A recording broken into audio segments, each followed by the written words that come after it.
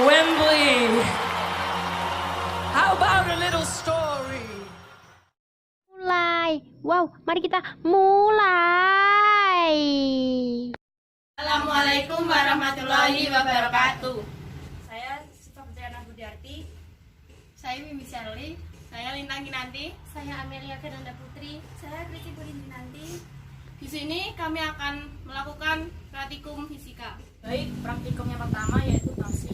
Tasi adalah gaya yang bekerja pada suatu benda untuk memutar benda terhadap suatu poros. Ayunan terbuka atau tertutup pada pintu ini mengalami gerak rotasi, yaitu pintu bergerak pada lintasan melingkar. Berikut adalah penerapannya.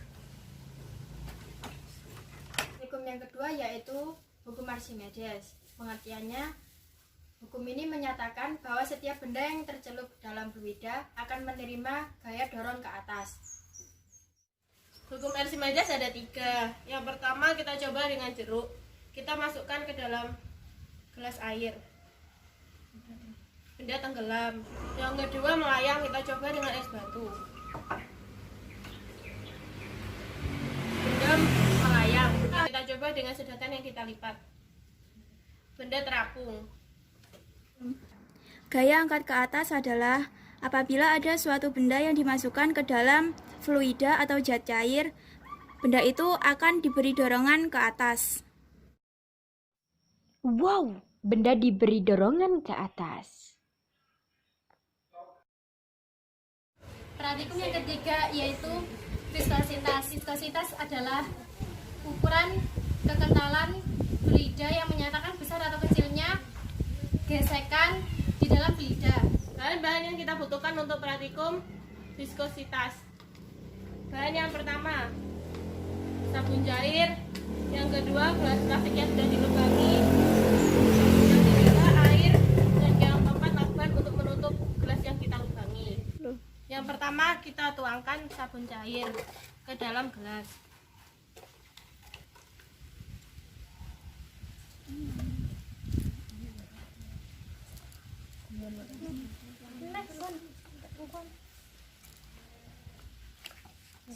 Yang kedua kita tuangkan air.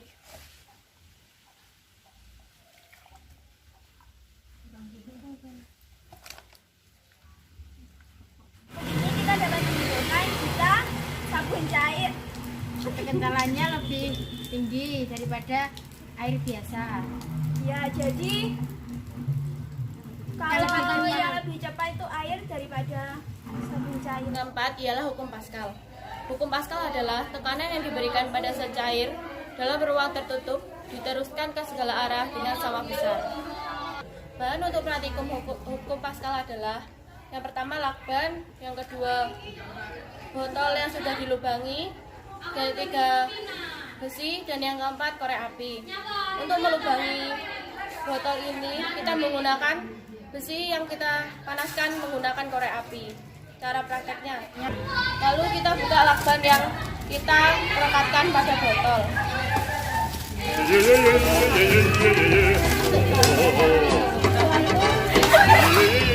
Setelah itu ditekan dan membuktikan bahwa zat cair ini diteruskan ke segala arah ke dalam ruang tertutup. Praktikum yang kelima yaitu menggelinding. Menggelinding adalah bergerak memutar sesuai lintasan. Ini adalah contoh benda yang menggelinding. Praktikum yang keenam yaitu kapilaritas. Kapilaritas adalah peristiwa meresapnya zat cair melalui celah sempit. Untuk percobaan ini, bahan yang kita perlukan zat cair dan juga tisu. Contoh penerapan kapilaritas. Dapat diketahui bahwa zat cair akan meresap melalui celah-celah sempit dari tisu itu. Praktikum yang ketujuh yaitu perpindahan kalor. Yang pertama konveksi, yang kedua konduksi, yang ketiga radiasi. Konduksi adalah perpindahan panas melalui zat padat yang tidak ikut mengalami perpindahan. Ayo kita berikan. Au, panas. Percobaan ini konveksi, yaitu perpindahan panas melalui aliran yang zat perantaranya ikut berpindah. Dapat dilihat seperti contoh bahwa kacang ikut berpindah. Yang ketiga, radiasi, yaitu perpindahan panas tanpa zat perantara. Praktikum yang ke-8, hukum Bernoulli. Bernoulli menyatakan bahwa pada suatu aliran fluida, peningkatan pada kecepatan fluida akan menimbulkan penurunan ketekanan pada aliran tersebut. Contoh penerapan hukum Bernoulli dengan cara menekan selang air. Semakin kecil luas permukaan suatu benda, maka akan semakin besar tekanannya. Yang ke-9 yaitu gaya angkat pesawat. Gaya angkat pesawat adalah kecepatan udara besar menimbulkan ketekanan udara yang sangat kecil. Contoh penerapan gaya angkat pesawat. S yaitu tekanan hidrostatis. Hidrostatis adalah tekanan yang diberikan oleh air ke semua arah pada titik ukur manapun akibat adanya gaya gravitasi. Tekanan hidrostatis, bahan-bahannya yaitu botol aqua yang sudah dilubangi, kemudian kita tutup menggunakan lakban.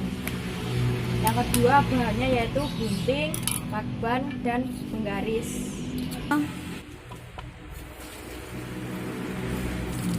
Yang pertama, kita isi air ke dalam botol. Yang kedua, kita taruh penggaris di bawah botol untuk mengukur berapa panjangnya air nanti. Setelah itu kita buka lubang air yang paling atas. Ternyata berukuran 14 cm. Setelah itu kita buka lubang air yang kedua. Ternyata panjangnya 11 cm, lebih kecil dari yang di atas. Kita buka lubang yang paling bawah. Ternyata berukuran 8 cm, yang lebih kecil dari lubang kedua dan pertama. Kesimpulannya adalah hal ini membuktikan bahwa tinggi lubang mempengaruhi tekanan sehingga menghasilkan panjang air mengalir lebih jauh daripada yang ada di bawahnya. Praktikum yang ke-11 yaitu kesetimbangan benda tegar. Kesetimbangan benda tegar yaitu momentum benda tegar sama dengan 0. Inilah percobaan kesetimbangan benda tegar. Bahan-bahannya yaitu 1 buah lilin, 1 buah jarum pentul, korek api, dan 2 buah gelas. Pertama-tama kita tancapkan jarum pentul ke tengah-tengah lilin. Kemudian kita letakkan di atas gelas.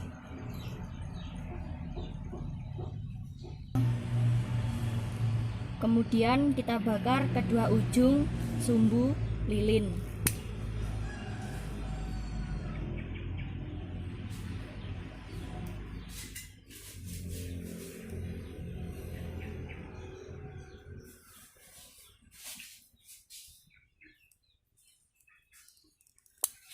Di masing-masing ujung lilin terdapat gaya yang sama besar sehingga diabaikan. Jadi kesimpulannya adalah kesetimbangan benda tegar terletak pada jarum pentul, yaitu membuktikan jika jarum pentul tersebut tidak mengalami rotasi. Praktikum yang ke-12 yaitu titik berat. Titik berat adalah suatu titik pada benda di mana berat semua bagian benda terpusat pada titik tersebut. Pada percobaan ini, bahan yang kita perlukan yaitu kardus yang berbentuk segitiga, yang berbentuk persegi, dan juga jarum pentul. Selanjutnya pensil, dan juga kardus untuk menggantung segitiga, dan penggaris.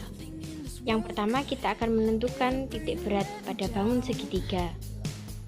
Kemudian kita beri titik sembarang pada bangun tersebut.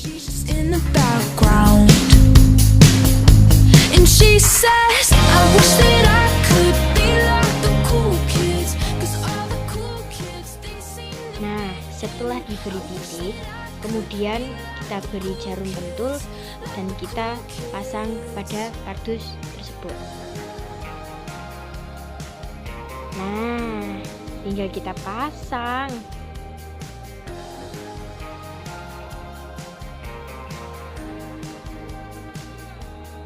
Dan selanjutnya pada titik pertama kita akan memberikan garis.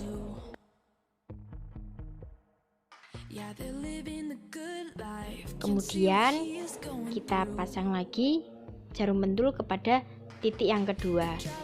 Dan masih dengan cara yang sama kita akan memberikan garis.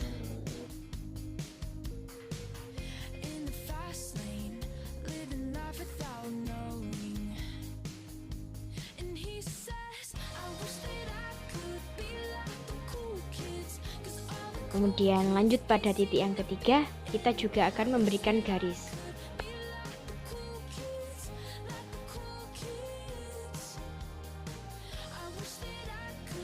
Wow, selesai. Sini kita akan mengetahui bahwa titik potong dari garis-garis tersebut adalah titik berat dari segitiga tersebut. Nah, yang kedua kita akan melakukan percobaan titik berat pada bangun persegi. Caranya cukup mudah dengan cara melihat perpotongan dari sumbu simetrinya. Oke, untuk mengetahuinya kita akan melipat bagian ujung dengan ujung. Dan juga yang satunya lagi. Oke, dari sini kita sudah bisa melihat di mana potongan titik tersebut, dan itu adalah titik beratnya. Praktikum yang ke-13 yaitu elastisitas. Elastisitas adalah kecenderungan suatu benda untuk kembali ke bentuk aslinya setelah terdeformasi. Ini percobaan elastisitas. Ada 3 benda elastisitas. Pertama, karet ban. Kedua, ada karet gelang. Ketiga, ada balon. Percobaan pertambahan panjang benda elastis. Bahan-bahannya ada batu sebagai beban, ada penggaris, dan ada sebuah penumpu dari kayu yang sudah diikatkan dengan karet gelang. Yang pertama, kita ukur karet gelang.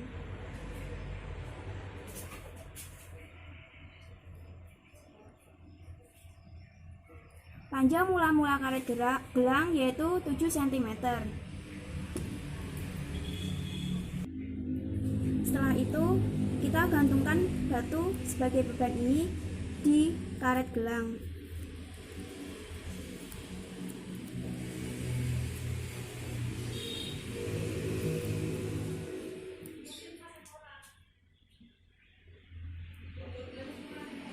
Setelah kita gantungkan beban ini, kita ukur pertambahan panjang karet gelang.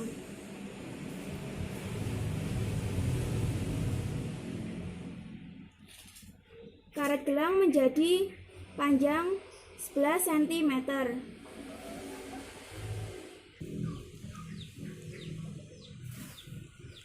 Jadi kesimpulannya, karet gelang ini termasuk benda elastis karena jika dia digantungkan sebuah beban, dia akan bertambah panjang.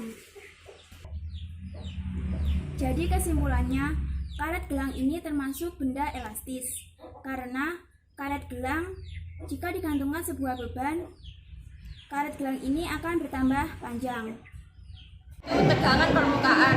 Tegangan permukaan adalah gaya atau tarikan ke bawah yang menyebabkan permukaan cairan berkontraksi dan benda dalam keadaan tegang. Ini praktikum dari tegangan permukaan. Bahan-bahannya yaitu bak yang berisi air, garpu, uang logam, deterjen, dan tisu. Yang pertama, kita akan membuat percobaan yaitu uang logam dapat mengapung di atas air. Taruh uang logam di atas garpu. Setelah itu masukkan ke dalam air. air.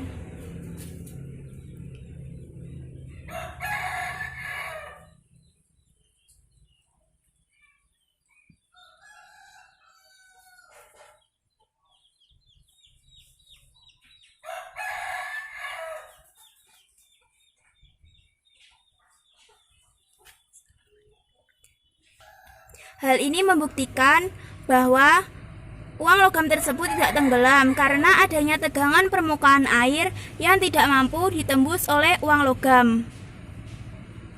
Percobaan yang kedua, kita akan membuktikan jika uang logam dapat tenggelam di dalam air deterjen. Pertama, kita masukkan deterjen ke dalam air. Setelah itu kita aduk. Kita taruh uang logam di atas garpu lagi. Kita buktikan apakah uang logam ini dapat tenggelam atau tidak.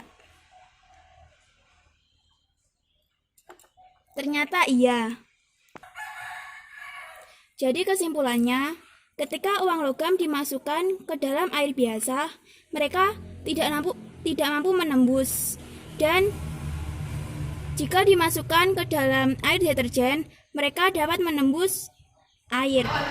Praktikum yang ke-15 yaitu pemuaian gas. Pengertian pemuaian gas ialah tambahnya suatu ukuran benda diakibatkan adanya kenaikan suhu zat tersebut. Percobaan pemuaian gas, bahan-bahannya ada botol kaca, balon, dan air mendidih. Cara melakukannya, pertama, kita pasang balon di ujung botol kaca ini. Setelah itu, kita masukkan botol ini ke dalam air mendidih agar uap-uap dalam air menghasilkan uap di dalam sehingga botol menjadi mengembang. Kita bisa lihat tadi balon ini masih kempes. Ketika kita masukkan ke dalam air mendidih, air akan menghantarkan kalor ke dalam sehingga menghasilkan uap di dalam dan balon mengembang. Seperti yang kita lihat sekarang.